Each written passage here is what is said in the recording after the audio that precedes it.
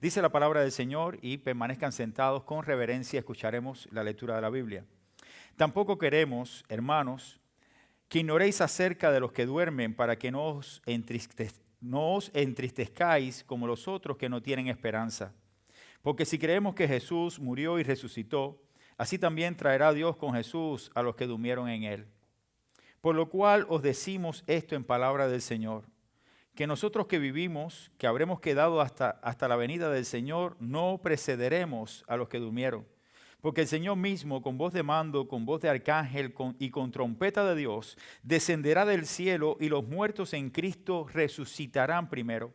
Luego nosotros los que vivimos, los que hayamos quedado, seremos arrebatados juntamente con ellos en las nubes para recibir al Señor en el aire, y así estaremos siempre con el Señor. Por tanto, alentaos los unos a los otros con estas palabras. Hasta aquí la lectura de la palabra. Vamos a estar extrayendo algunas enseñanzas que creo que son de bendición y también de instrucción para nosotros. Es cierto, y quiero dejar esto como un principio claro para nosotros, que la vida cristiana está marcada por la esperanza. Esperanza. Todos nosotros tenemos esperanza que un día vamos a estar con el Señor. Por lo menos el creyente, el que ha recibido a Cristo como su Salvador personal, sabemos que un día vamos a partir de este mundo y vamos a estar con el Señor por la eternidad. Sí, esa esperanza la tienen todos los creyentes. Pero hay personas que no son creyentes que también tienen esperanza.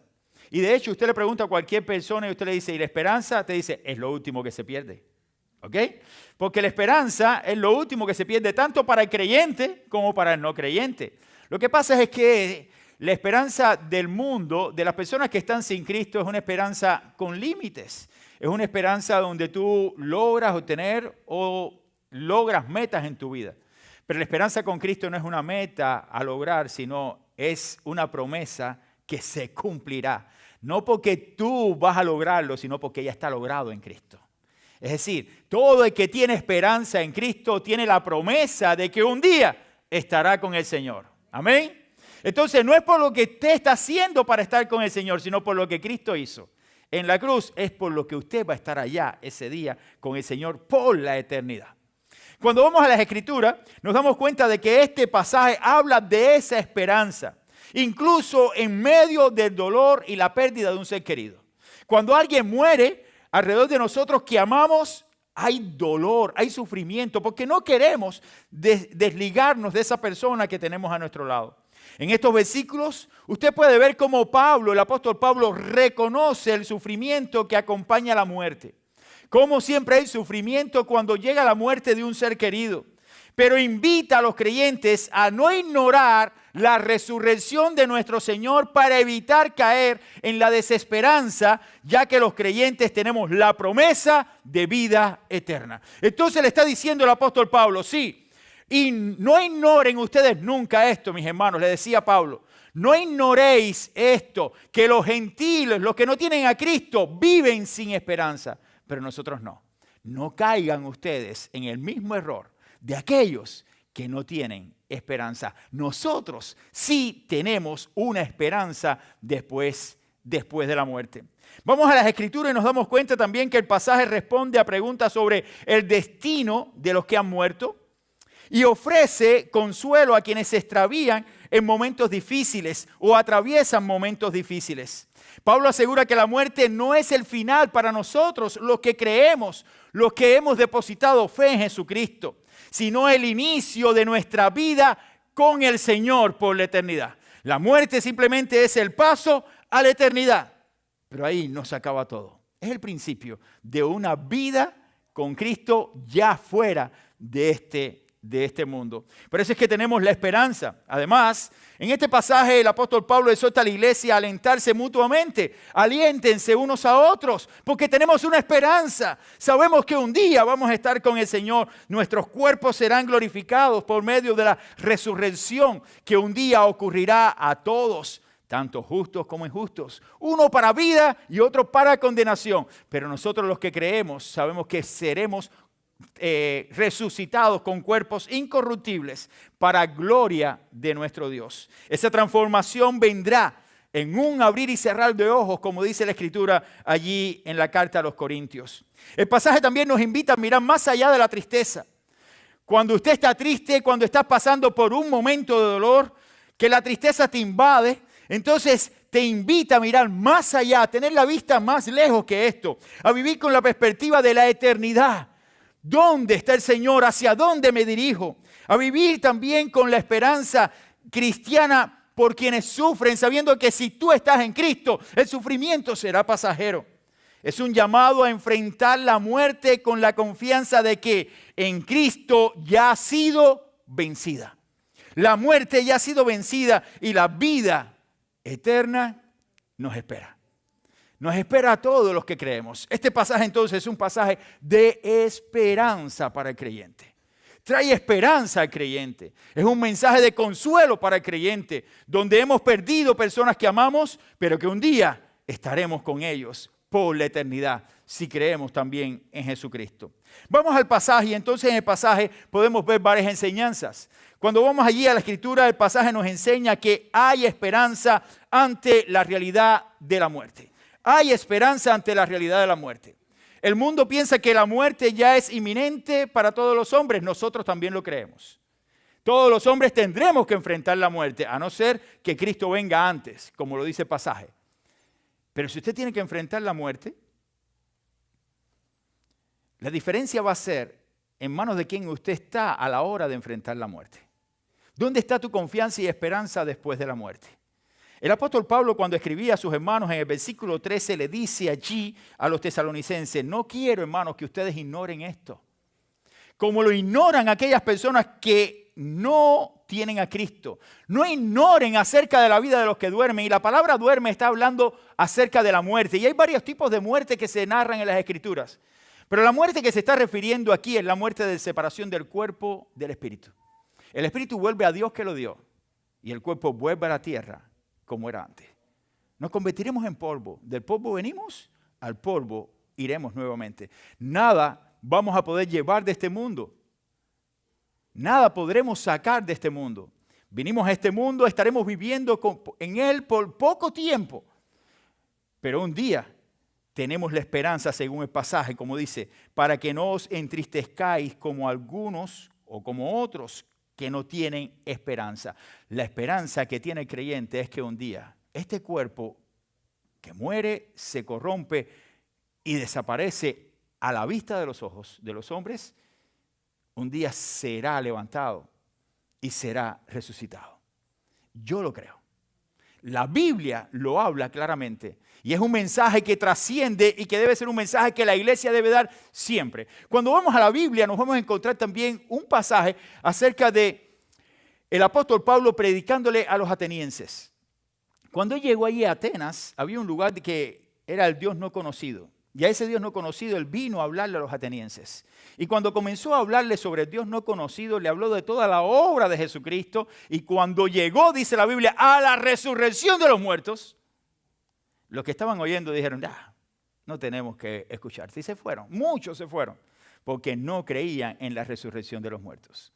Hoy quizás usted está acá y que quizás usted tiene fe, pero ¿fe en quién? Si usted no cree que va a haber resurrección de los muertos, entonces su fe es vana. Porque el fundamento de nuestra fe radica en la resurrección primero de Cristo, dándonos la promesa de que un día estaremos con Él, porque habrá una resurrección de los cuerpos corruptibles nuestros y resucitarán de manera incorruptible para vivir con el Señor por la eternidad. Entonces la muerte, sí, la muerte es una realidad. Una realidad, pero hay esperanza ante la muerte inminente de cualquier persona. Sí hay esperanza y esa esperanza viene por medio de la palabra del Señor que trae consuelo al corazón abatido. Pablo estaba dando aquí enseñanzas claras a sus hermanos porque estaban perdiendo seres queridos. Y le estaba diciendo, mis hermanos, sí hay realidad de la muerte y el dolor que produce la muerte vendrá sobre ustedes. Le decía Pablo a sus hermanos. Sin embargo, su intención no es que los creyentes ignoraran o evaluaran mal el hecho del dolor o el sufrimiento, sino que lo que enfrenten, cada uno de ellos como creyente, tienen que enfrentarlo con una perspectiva diferente, sabiendo de que el que tiene control de la vida y de la muerte es el Señor que nos da la promesa que un día estaremos con Él. Y por eso Pablo le decía a sus hermanos creyentes, no se desanime, no ignoren esa promesa, porque estaremos con el Señor por la eternidad. El apóstol Pablo también distingue entre el dolor natural por la pérdida y la desesperanza que caracteriza a quienes no tienen la resurrección o no tienen la esperanza en la resurrección. Si no tengo esperanza en la resurrección, no tengo entonces sentido de que algún día le veré. Pero Pablo le dice, ellos están sin esperanza. Ignoren esa vida. Nosotros sí tenemos confianza en el Señor. No pueden vivir como viven aquellos que no tienen a Cristo. Vivan sabiendo de que un día estaremos con el Señor y veremos cara a cara también aquellas personas que murieron en Cristo y que están con el Señor hoy. La clave del argumento está exactamente en este pasaje, hermanos, en la esperanza. En la esperanza. Y por eso es que nosotros tenemos que ser un pueblo esperanzado en el Señor. No podemos vivir con la perspectiva de que todo se acaba. Nuestra vida se acaba, se derrumba. No, tenemos que mirar más allá. Mirar la perspectiva de Dios, lo que Dios tiene para nosotros. Pablo sabía del dolor de la pérdida de un ser querido. Pablo lo sabía. Pablo sabía cuánto dolor hay en el corazón de una persona cuando alguien pierde a una persona. Sin embargo, exhorta a sus hermanos a no caer en la tristeza como aquellos que no conocen la promesa de la vida eterna. Si usted cree que vas a tener vida eterna y estarás con el Señor por la eternidad, ¿por qué? ¿Por qué vivir destruido pensando de que todo se acabó? No, hay esperanza en Cristo. Y esta esperanza transforma la manera en que se vive. Cuando se vive la pérdida de un ser querido, cuando tú tienes esperanza, piensas diferente. Porque sabes que un día le verás, porque sabes que un día estarás con Él. Y porque sabes que hoy, cuando muere, está en mejor vida. Yo lo creo. Yo creo fielmente de que las aflicciones de este mundo se acaban con la muerte. Pero las bendiciones eternas permanecen después de la muerte. Porque uno comienza a recibir bendiciones eternas en esta vida desde el momento que recibe a Cristo como su Señor y Salvador. Esa es la bendición eterna más hermosa, hermanos. Recibir a Cristo te da la garantía de estar con el Señor por la eternidad. Y después de esta vida continuarán las bendiciones eternas para nosotros, los que somos hijos de Dios. Por tanto, es importante rendir nuestra vida a Jesucristo, reconocer su grandeza, reconocer su señorío, reconocer la salvación que Él ofrece por medio de la cruz. Usted tiene la oportunidad de reconocer la obra de Dios en su vida por medio de lo que hizo Jesucristo por nosotros en la cruz. Mis queridos hermanos, la muerte para el cristiano no es el final. Nunca será el final, sino es el paso hacia la eternidad con el Señor. El Señor, cuando estuvo entre sus discípulos, en una ocasión les habló en Juan capítulo 14 y le decía, yo soy el camino, la verdad y la vida. Nadie viene al Padre si no es por mí. Y después le decía, en mi casa de mi Padre muchas moradas hay. Si no fuera así, yo se lo hubiera dicho a ustedes. Pero yo me voy a ese lugar y voy a preparar lugar para ustedes, para que donde yo estoy, ustedes también estén. Hermanos, es una promesa de parte de Cristo, es una promesa de parte de Dios. Tenemos que creer esa promesa. No es una promesa ajena a la vida cristiana, es una promesa para los creyentes, para los que han depositado fe en Cristo, para los que creen que Cristo es el Señor y Salvador y que vino a este mundo a traer un mensaje de esperanza, consuelo y de salvación al hombre. Ese es el mensaje del Evangelio. Sí habrá resurrección de muertos. Y por eso es que la esperanza ante la realidad de la muerte triunfa, porque la muerte es el paso hacia la eternidad con Dios. Y Satanás nos quiere hacer saber algo diferente, que con la muerte se acaba todo. No, con la muerte continúa la vida, pero una vida eterna con el Señor, fuera de este mundo que trae aflicción y duelo, y trae consuelo también la vida con Él. Este versículo, mis hermanos, nos invita a enfrentar siempre con confianza lo que viene hacia adelante, porque el Evangelio es eso. El Evangelio es buena noticia, y la buena noticia ha sido dada a los hombres por medio de Cristo. La muerte fue vencida. La muerte fue vencida. La muerte no puede encerrarnos a nosotros. No encerró a Cristo. El mismo Cristo dijo, tengo poder para dar mi vida y tengo poder para volverla a tomar. Él tomó su vida, la dio por nosotros y tomó su vida y se levantó de entre los muertos. Por eso es que hay una segunda enseñanza que el apóstol Pablo le dice aquí a sus hermanos en Tesalónica. El pasaje nos enseña que nuestra esperanza se fundamenta en la resurrección de Cristo.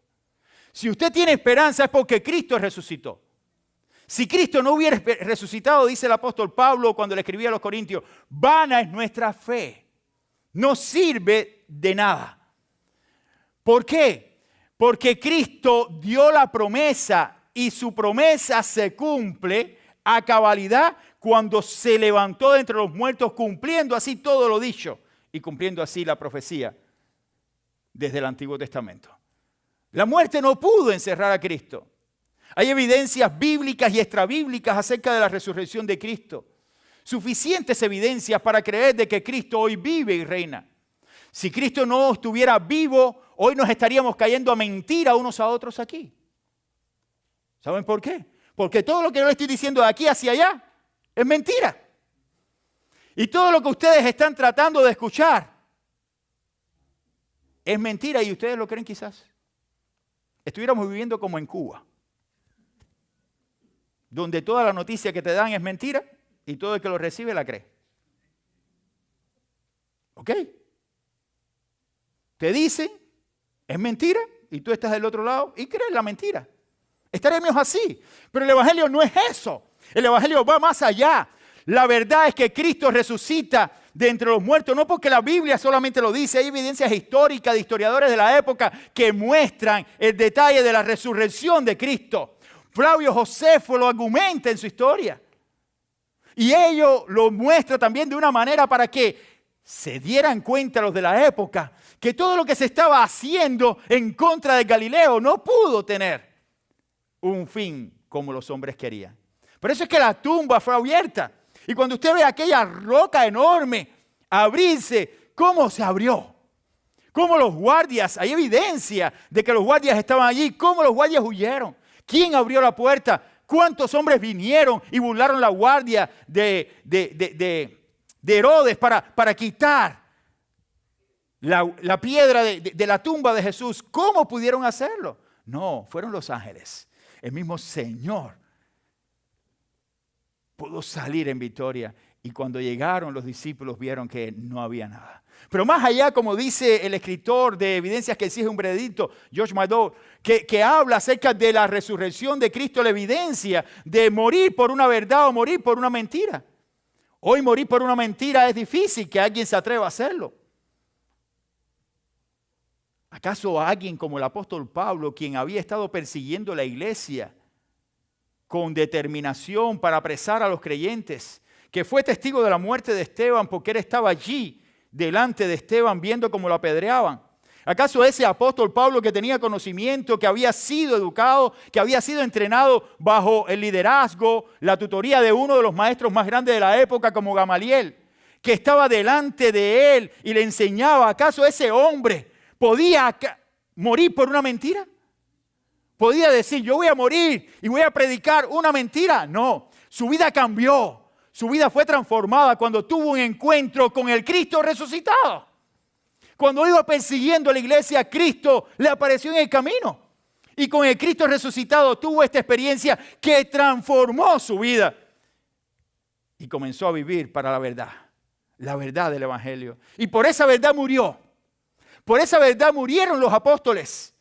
Por esa verdad el apóstol Pedro, cuando fue crucificado, dijo que él no era digno de morir como su maestro y lo crucificaron con la cabeza hacia abajo. Por esa verdad a Jacobo le cortaron la cabeza, por la verdad del Evangelio. Por esa verdad muchos cristianos eran echados en el circo de Roma y eran despedazados por la fiera, por la verdad del Evangelio. Entonces, era una mentira. ¿Cuántos locos entonces tenemos en la historia?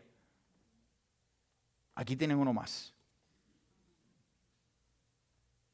Pero la resurrección de Cristo es la pura verdad. Es la verdad de la esencia del Evangelio, hermanos. El fundamento del Evangelio está en que Cristo resucitó. Resucitó de entre los muertos. Y este versículo que aparece en versículo 14 habla de este fundamento de nuestra esperanza cristiana. No hay otro fundamento. La resurrección de Jesucristo es la base de nuestra fe.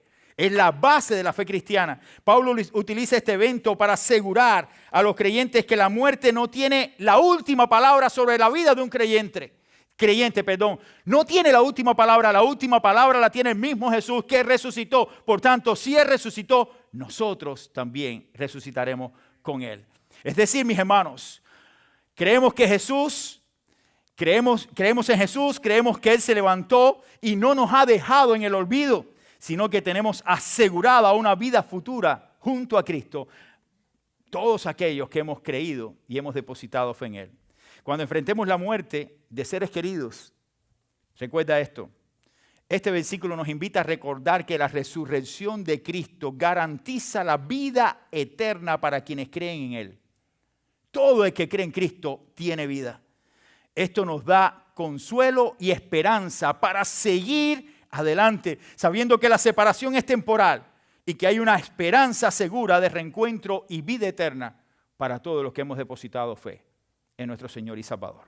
Hay una tercera enseñanza que aparece en el pasaje, que es la siguiente. Hay un orden de los acontecimientos, según el pasaje.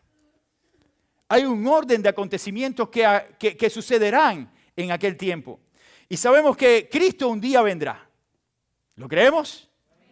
Hay un cuento, este nos lo dicen, es un chiste, que hacíamos nosotros a veces los cuentos de Cuba.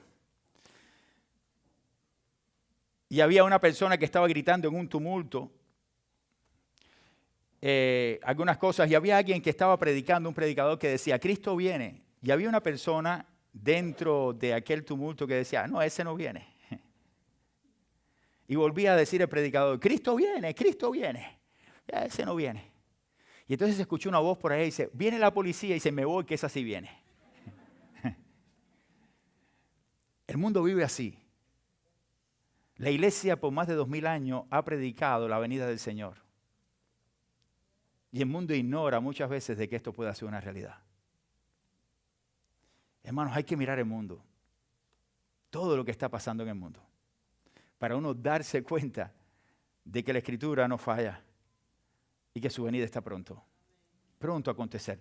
Pero en este pasaje, más que todo lo que acontece en el mundo, el apóstol Pablo hace un énfasis para la iglesia de Tesalónica, los hermanos que estaban buscando consuelo, que no tenían esperanza, y les dice estas palabras, por lo cual os decimos esto en palabra del Señor, que nosotros los que vivimos, Pablo hablando de su contexto en el momento, ustedes y nosotros que vivimos, dice la Escritura, que habremos quedado hasta la venida del Señor. Pablo tenía esperanza hasta llegar hasta la venida del Señor. Así predicaba Pablo. Estamos hablando 2000 años atrás. 2000 años atrás. Y predicaba como si Cristo viniera en ese momento. No precederemos a los que durmieron, es decir, a los que han muerto. No vamos a ser nosotros primeros a los que durmieron, dice Pablo, inspirado por el Espíritu Santo. Porque el Señor mismo, y aquí viene un mensaje extraordinario, con voz de mando, con voz de arcángel y con trompeta de Dios, descenderá del cielo y los muertos en Cristo resucitarán primero. Luego nosotros los que vivimos, los que hayamos quedado, seremos arrebatados. Y ahí estaba Pablo escribiendo y diciendo, yo que viviré para entonces, seré arrebatado juntamente con todos estos que serán resucitados. Dice más adelante, dice, juntamente con ellos en las nubes para recibir al Señor en el aire. Y así estaremos siempre con el Señor. Qué bendición tan grande, hermanos. Hay una serie de eventos que van a acontecer que usted dice, pero ¿cómo será? Dice la Biblia, los creyentes que ya murieron van a resucitar primero. Eso es lo que dice el pasaje. Los primeros que van a resucitar serán los creyentes. ¿Usted los verá si está vivo? No. No lo verá. Eso será el Señor con aquellos que han muerto. Serán resucitados y serán transformados. Cuerpos incorruptibles. Cuerpos glorificados, como dice Pablo en la carta primera de Corintios. Cuerpos glorificados que estarán con el Señor por siempre. Y usted dice, cuando uno muere, que es regado el polvo de nuestro cuerpo, ¿cómo se puede volver a juntar todo ese polvo? Miren, yo creo en un Dios que sostiene y un Dios que es el que hace todas las cosas nuevas. ¿Cómo Dios lo va a hacer? No sé. Pero la Biblia dice que el mar dará a sus muertos. Y cuando ocurra esa resurrección, que es la resurrección segunda, no es este momento, vendrá el gran juicio del trono blanco. Y serán entonces juzgadas las naciones. Y uno será puesto a la derecha y el otro a la izquierda. Increíble, hermanos. Lo que acontecerá será algo glorioso. Los creyentes que ya murieron resucitarán primero. Pablo afirma que los creyentes que están vivos en la venida del Señor no van a ser antes. Ellos serán primero los que murieron. Luego los muertos en Cristo que resucitarán. Pero más adelante dice el Señor que el Señor desciende con voz de mando, con voz de arcángel y trompeta de Dios. ¿Cómo será eso, hermano? Eso es una maravilla.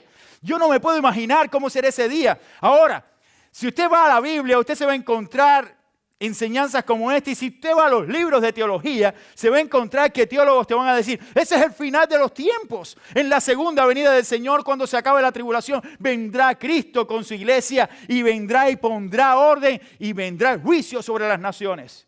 Olvidan entonces el milenio, porque no les interesa el milenio, porque dicen que el milenio se está operando ahora entre las naciones. Esto es para los que conocen un poco de teología. Otros dicen, no, cuando venga el Señor arrebatará su iglesia, vendrá con su iglesia y después que venga con su iglesia, entonces vendrá y reinará 1000 años sobre la tierra. Y después de los 1000 años, Satanás será vuelto nuevamente hacia afuera y vendrá y engañará y después vendrá el gran juicio del trono blanco. Yo siempre digo sobre esto, no es tan importante pensar si viene antes o después. No es tan importante si va a haber milenio o no va a haber milenio. Si va a haber milenio, aleluya. Y si no lo hay, aleluya. Lo importante es que usted esté seguro de que usted hoy si muere con Cristo. Lo importante está en que si usted vive cuando el Señor venga con voz de arcángel, con voz de mando, con trompeta de Dios, usted se vaya con Él. Eso es lo importante. No entrar en la teología donde podemos tener diferencia, sino en la esencia del Evangelio, que Él vendrá por su iglesia y un día estaremos con Él por la eternidad. ¿Entienden eso, mis hermanos? Esa es la esencia del Evangelio. Los creyentes vivos, dice la Biblia, serán arrebatados juntamente con los resucitados en las nubes. Y así estarán con el Señor por siempre. Hoy veo las noticias, y no tanto las noticias, sino los canales de YouTube cuando los cristianos dicen, no, porque va a pasar así. Hermano, nosotros sabemos más que Dios.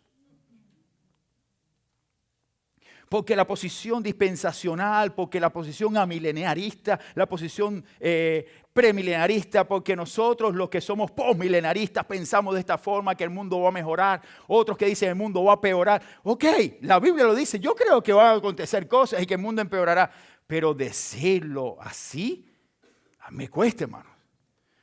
Y recibí capacitación de seminario. He leído libros y composiciones escatológicas. Cada vez que leo, más dudas tengo de cómo será.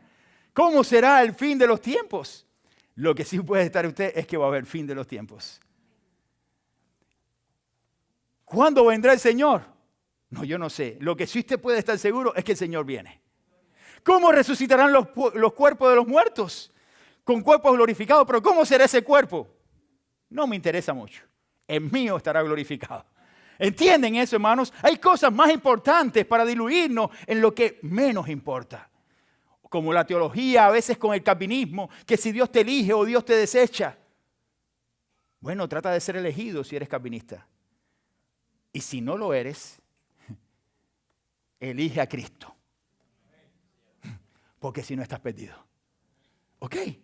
Entonces lo importante es estar con Cristo, hermanos. Cristo es la esencia del Evangelio. Cristo es el que resucitó de entre los muertos. El que vino a este mundo para traer salvación al hombre. Para que un día el hombre sepa que aunque esté muerto, vivirá. Porque Él vive, nosotros también viviremos. Por eso Pablo termina diciéndole en el versículo 18, y ya estoy terminando.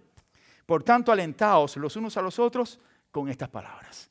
Que esto que le estoy diciendo a ustedes, mis hermanos, sea de aliento, porque tenemos esperanza en Cristo. Concluimos, hermanos, con algunas verdades que podemos ver en la pantalla. La primera de ellas, la esperanza cristiana transforma el dolor de la muerte. Eso es lo que hace la esperanza cristiana.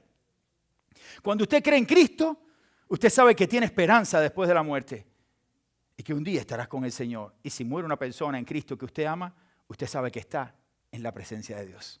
Hay esperanza, te transforma tu mentalidad. Eso es lo que Pablo le estaba diciendo a sus hermanos. Sean transformados su mentalidad por estas verdades. Lo segundo, la resurrección de Jesús es el fundamento de nuestra esperanza.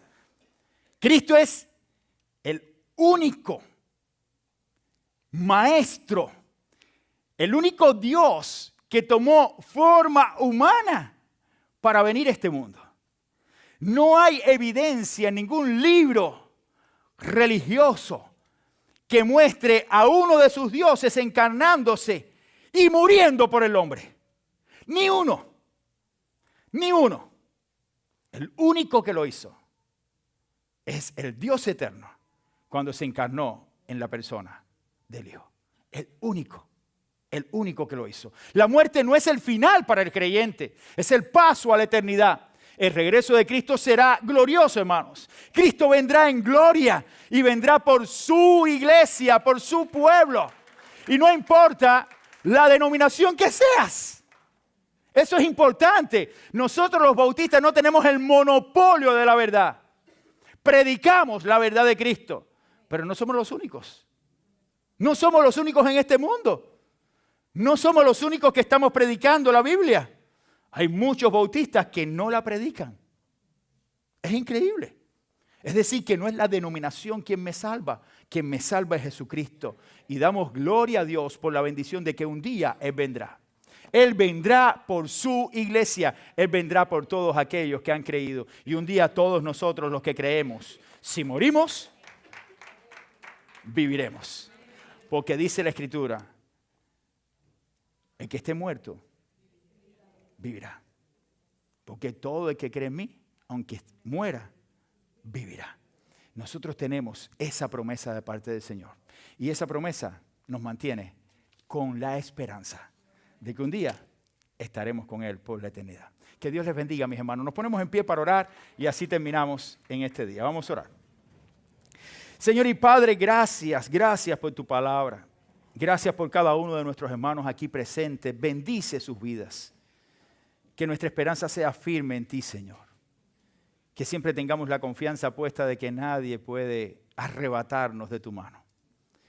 Porque en tus manos estamos seguros. Seguros por la eternidad.